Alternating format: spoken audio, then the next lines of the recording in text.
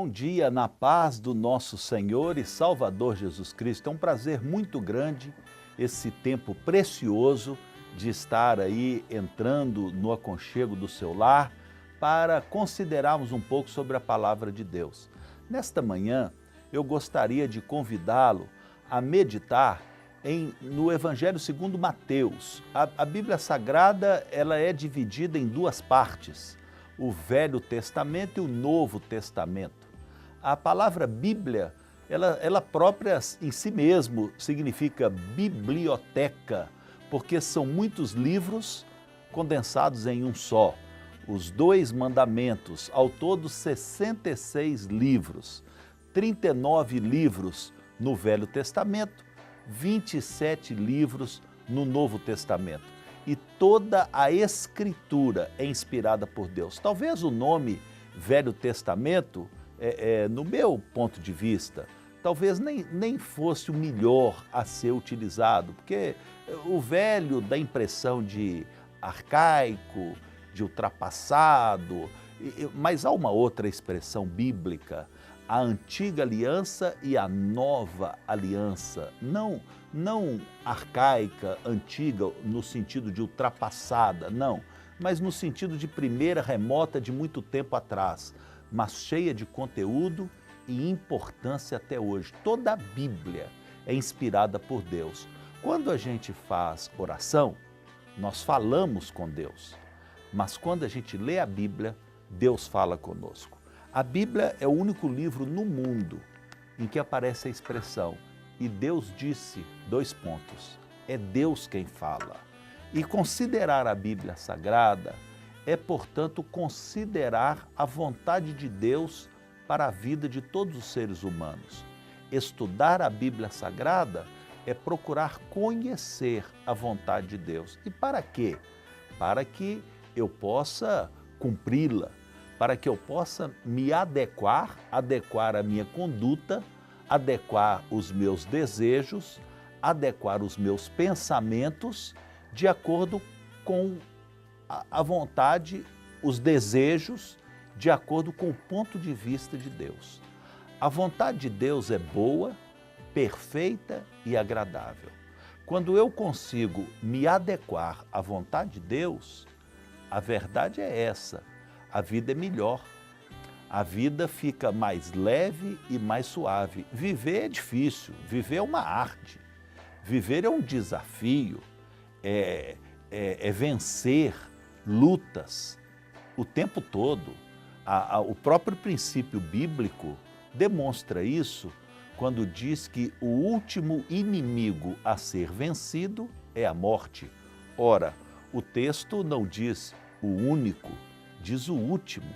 Então, dá a impressão clara que ao longo da vida nós temos vários inimigos a vencer. A vida é isso, é uma luta diária em conquista do bem-estar. E qual o melhor caminho para que eu alcance o bem-estar, o equilíbrio, para que alcance uma vida mais digna? O melhor e o grande segredo, o caminho perfeito, é se eu consigo adequar-me à vontade de Deus. E para me adequar à vontade de Deus, eu preciso estudar a Bíblia, eu preciso conhecer a Bíblia. E foi por isso que Jesus Cristo se revelou aos homens. Jesus Cristo é a palavra, o verbo de Deus. Jesus Cristo, quando se revelou aos homens, quando Jesus Cristo se fez carne e habitou entre nós, Ele trouxe o desejo de Deus, Ele trouxe a expressão da vontade de Deus ao nosso nível de entendimento. Por isso as suas palavras, os seus sermões, são de tão importância que permanecem até hoje. E o maior sermão que Jesus Cristo pregou ao longo de todo o seu ministério é o famoso Sermão da Montanha, também chamado o Sermão das Bem-aventuranças, porque ele começa exatamente com aquela lista: bem-aventurados os mansos, bem-aventurados os pacificadores, bem-aventurados os que querem o reino de Deus acima das outras coisas. E ali tem uma sequência das bem-aventuranças de conduta que vai fazer aquele ser humano que assim age ser um bem-aventurado, ou seja, ser um feliz. O objetivo disso tudo é dar aos homens a qualidade de vida. Assim como nós buscamos os médicos, assim como nós buscamos os postos de saúde, os hospitais, buscamos as clínicas de exame, para quê? Para termos qualidade de vida, para não sofrermos as intempéries das enfermidades, que vai nos roubar a qualidade de vida. E assim como nós procuramos cuidar do nosso corpo para ter qualidade de vida, nós também precisamos buscar cuidar do nosso espírito para termos qualidade de vida. E a maneira de se cuidar do espírito é conhecendo a vontade de Deus, porque Deus é espírito. E a maneira de conhecer a vontade de Deus é estudando a Bíblia. Aí fica o grande desafio. Você acredita que a Bíblia Sagrada é a palavra de Deus? O grande desafio é esse. Você acredita que este livro é a palavra de Deus? Se você, a dificuldade é essa, eu vou dar crédito a este livro ou não? É a palavra de Deus ou não? É sagrado ou não? A partir do momento que eu consigo definir, e se eu defino em favor da Bíblia Sagrada, aí vem o segundo desafio, são as decisões, porque a Bíblia, ela vai nos levar ao confronto. A Bíblia vai nos levar a nos confrontarmos com nós mesmos, o que eu penso e o que eu acho. E o que vai prevalecer? A Bíblia. Entre o que eu penso e o que a Bíblia diz, a Bíblia tem que prevalecer. A Bíblia também vai nos levar ao confronto entre os parentes, entre o que os parentes pensam, entre aquilo que os parentes acham e o que a Bíblia diz, eu vou ficar com a Bíblia. Primeiro de tudo sou eu mesmo. Entre o que eu penso e acho e o que a Bíblia diz, eu vou ficar com a Bíblia. Por quê? Porque o homem que perder a sua vida, achá-la-á. O homem que abrir mão dos seus próprios pensamentos, o homem que conseguir abrir mão do que individualmente pensa e acha, e em favor da Bíblia Sagrada, ele está perdendo a sua vida, está perdendo, deixa eu falar assim, ele está praticamente perdendo a sua identidade. Você deixou de pensar por si mesmo, é verdade. Eu sou um seguidor da Bíblia Sagrada. Sabe o que significa isso? Ser cristão. Ser cristão é isso. É você deixar de seguir os seus próprios conceitos para seguir os conceitos de Jesus Cristo. Ser pagão é você seguir os conceitos de muitos outros. Dá licença, eu não quero absolutamente magoar ninguém. Eu quero é confrontar o seu raciocínio. Se você decidir seguir os conceitos do São Francisco, aquele lá de Assis, muito bem. Um homem de bem tem uma história louvável, eu vou seguir os seus exemplos. Então você é um franciscano. Eu vou seguir os exemplos de Maria, a mamãe de Jesus. Olha que mulher notável, extraordinária, exato. E eu vou seguir os exemplos dela. Então você é o seguidor de Maria, você é da companhia de Maria. Mas se você resolver seguir os exemplos, as palavras, os conceitos de Jesus Cristo, então você é um cristão. E o problema, o grande problema, é que, por princípio, Deus não divide a glória dele com ninguém. É impossível, a expressão bíblica, servir a dois senhores. Ou seja, é impossível seguir a dois exemplos. É impossível ser discípulo de dois ao mesmo tempo. E diz assim, se você tentar ser discípulo de dois ao mesmo tempo, uma hora, mais cedo ou mais tarde, você vai agradar a um e aborrecer o outro. Então, ser cristão é abrir mão de absolutamente tudo. Primeiro de tudo, de si mesmo. Já disse, aquele que perder a sua vida, achá-la-á. Segundo, abrir mão dos outros, inclusive de conceitos familiares. Porque está escrito, bem-aventurado o homem que deixa até mesmo pai e mãe por amor ao meu nome.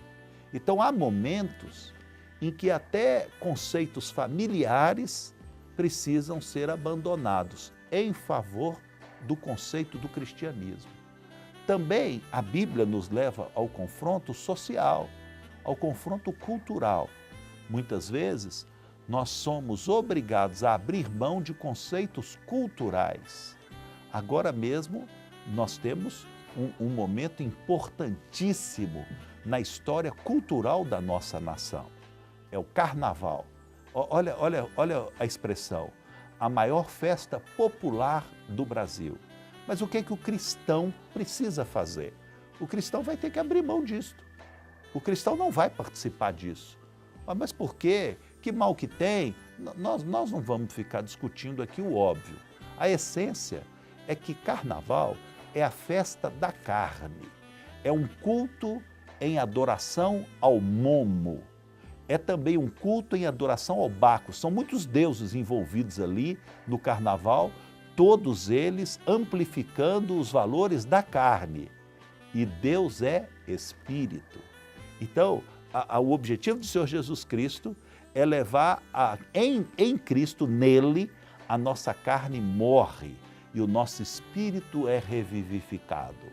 Então, por isso, são conceitos pessoais, eu preciso abrir mão deles, conceitos muitas vezes, familiares, confrontos que vêm entre a fé e pensamentos tradicionais da família, eu vou precisar abrir mão dele. Muitas vezes, conceitos culturais também. Eu lembro que meu pai, a família do meu pai é uma tradição romana fortíssima. E a minha avó, no final, pela misericórdia de Deus, ela também acabou morrendo no cristianismo. Ela também se tornou uma cristã. Mas antes disso, ela chegou a dizer assim para o meu pai, e eu não assisti isso, eu era muito criancinha, mas eu tenho a história por testemunho dele mesmo inúmeras vezes. Inclusive, pela televisão, ele já chegou a falar isso algumas vezes. A expressão que minha avó usou foi o seguinte, quando ele resolveu, deixa eu dizer assim, deixar o catolicismo em favor do cristianismo. Então, a minha avó disse assim, mas você vai trair a nossa família. Então, olha o conceito familiar. Mas, na verdade, ele não estava traindo nada, ele não estava traindo ninguém. Ele estava, na verdade, arrumando o próprio rumo da vida dele. Porque o princípio romano também busca o cristianismo. Só que me permita dizer da maneira errada. Por quê? Como assim? Não quero te magoar, não quero te ofender. Eu quero ficar fiel aos princípios, já disse, da Bíblia Sagrada. No catolicismo, a religião está sob 3 pilares. O catolicismo tem 3 fontes de fé. É a tradição, as escrituras e o Papa. O Papa no catolicismo, ele tem peso divino. O Papa no catolicismo, ele é infalível e pode até perdoar pecados. No cristianismo, não. No cristianismo, só Jesus Cristo salva. Só Jesus Cristo liga o homem a Deus. E ser cristão é abrir mão absolutamente de qualquer outra opção, vindo ela da tradição familiar, vindo ela dos seus pensamentos íntimos, vindo ela da cultura nacional. Você precisa abrir mão de tudo, porque aquele que perder a sua vida, aquele que perder os seus princípios, achará Jesus Cristo, o único Salvador. E assim eu te convido, venha assistir um culto conosco, venha conhecer mais sobre os princípios da Bíblia Sagrada.